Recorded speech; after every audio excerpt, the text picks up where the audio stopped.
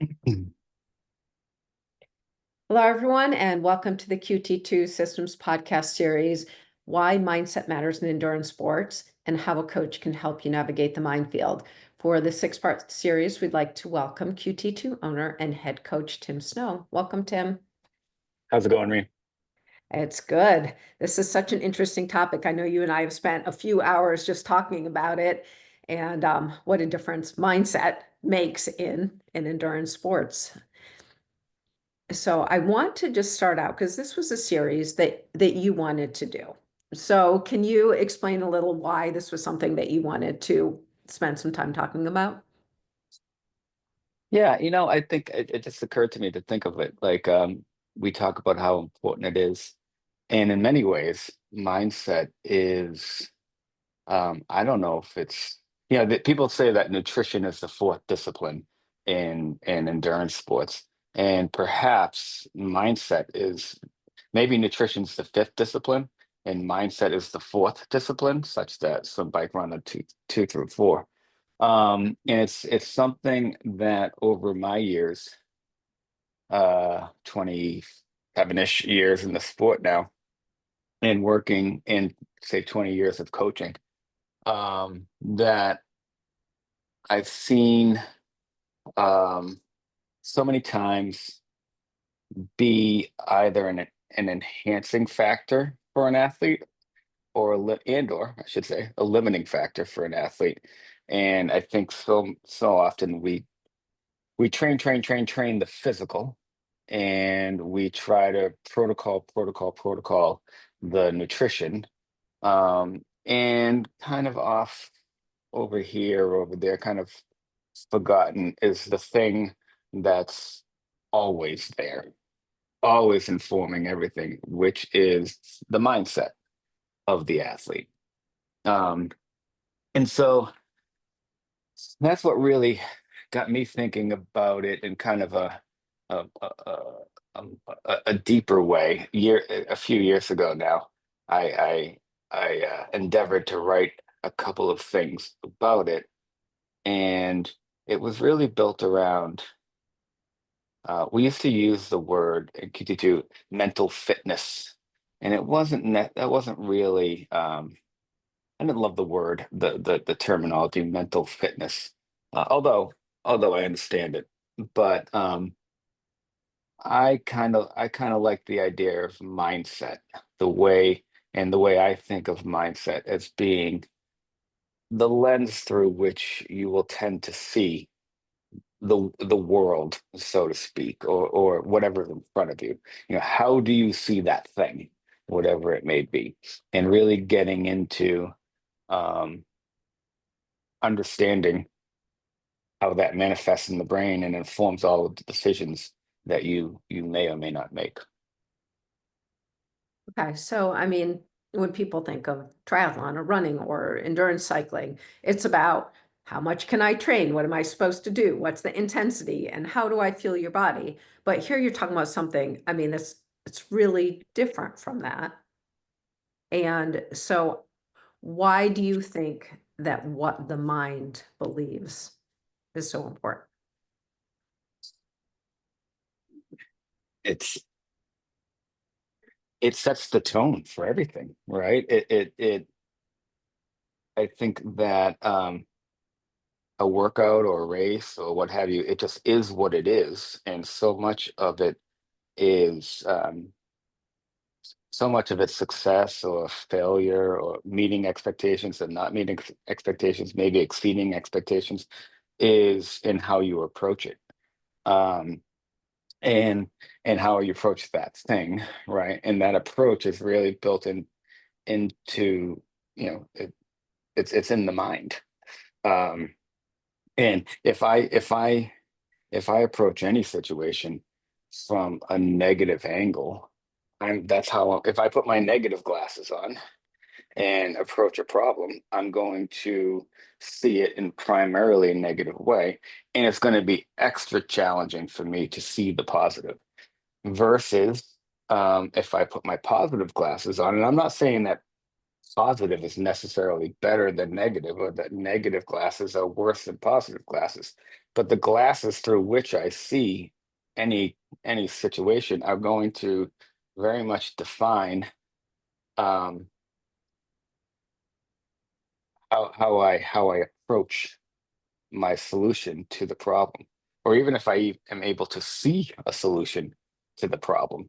Um, and so I don't want to say that positive glasses are better than negative glasses, right? But I mean, more realistic is probably reality glasses. But that's kind of why, to me, it's so important um, in how we approach these things in our training, our racing, and preparations. Mhm.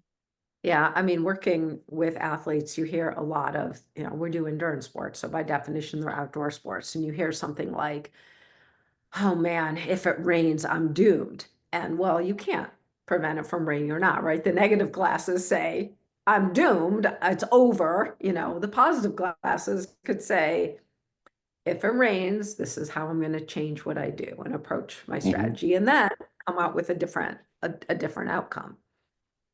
And that's one of and that kind of like that really leads into kind of a lot of what got me going into this. I ended up writing a thing. It's years ago now. And I think the reason why I wanted to explore this with you was that years ago I wrote this thing, and like often can be done, you write it and put it away. And I was going through some old files and stuff like that, and I realized and remembered that, oh, I had written this thing, and it can be actually be valuable to coaches and to athletes. And I think one of the things that got me to explore the thing that I was writing were these kinds of potholes that I saw that athletes could fall into, or any person could fall into. And one of those potholes was being able to uh, controlling your controllables and not trying to control your uncontrollables, and that being one of those things being like the weather, or the if you if you if you get a flat, that's not something that you could necessarily control. And how does that manifest if you kind of commit yourself to trying to control an uncontrollable situation, that really sets you up to not handle something well. But if you accept something as uncontrollable, and you kind of give like a little bit of a, I'm going to do my best here with what I got. Um, then it's kind of like a poker hand, right? Like every hand's a winner and every hand's a loser, right? And it's true. It really is true. It's all about really how you play those hands. And so what got me going in part was the discovery of these different potholes um, along the way, and because I thought kind of the role of the coach in all of that was, it kind of it's interesting. I was listening to something at the time that had nothing to do with triathlon, had very little to do with mindset, and it was really just, it was a writer who was talking about why one would read fiction, right? And it was just I was on the treadmill running, and I was listening to this thing, and the writer said that one of the reasons to read fiction is that it it it it challenges the comfortable and comforts the challenged. I don't think that's an exact quote, or it can. That's what reading fiction can do. I don't think that's the exact quote. I think I transformed what I was writing into that. But what I got from that was, isn't that really a lot of the role of a coach, which is to challenge the comfortable and comfort the challenged? And so then I wrote something along something a blog post for our website at that time, that was all about that. And then as I was kind of going along, and I at the time Beth was our content director, and she had asked me for another blog post, and it was around the time that I was doing a lot of thinking about. Um, well, that thing was in the back of my head, and I was doing a lot of thinking about self-talk and the role that that plays. And I was reading a book that was really talking about that there were and within which there was a scene about these two tennis players who were going back and forth on the court, and kind of the exploration of it's not about me versus you or you versus me. This is really all about me against myself. And you are just my reason today to be going against myself. So all of that kind of came at a time, and I started to really think about um oh, and I'm sorry. And one of the major pieces of it was I was in a discussion with one of my athletes, who's one of the more intellectual athletes I've ever coached. And we were talking about all this kind of stuff, blah blah blah. And she told me about a person she had once worked with who had said to her, um, the butterflies are never going to go away. You're always going to have these things that they're never going to go away. It's just your goal, your aim to try to get them to fly in some kind of formation. And I really like that. I sat on that for several weeks. But at some point, it kind of, I thought about that, and I kind of took that into conjunction with what are the kinds of things that when you were trying to get your butterflies within you um, to fly in a formation, what are the kinds of things that disrupt that formation, right? And amongst athletes that I had seen over the course of at the time 15 or something years. And so that's kind of what I aim to discover. And that's what we're gonna hopefully talk about over this series. Yeah. So, I mean, and that, just thinking about it, created the article book, I mean, that you wrote on the Or whatever. butterfly, right? I mean, so Mhm. in that you identify five different theories to improve, or five different strategies to improve mindset or alter mindset.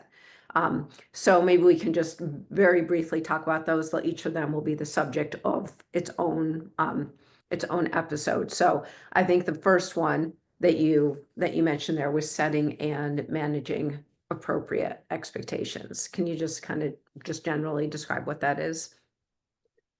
Well, I mean, we'll talk about this more deeply, but I think what got me going there was um, I am a coach who is almost always pro racing. I like when athletes race, and I want to support an athlete who wants to race.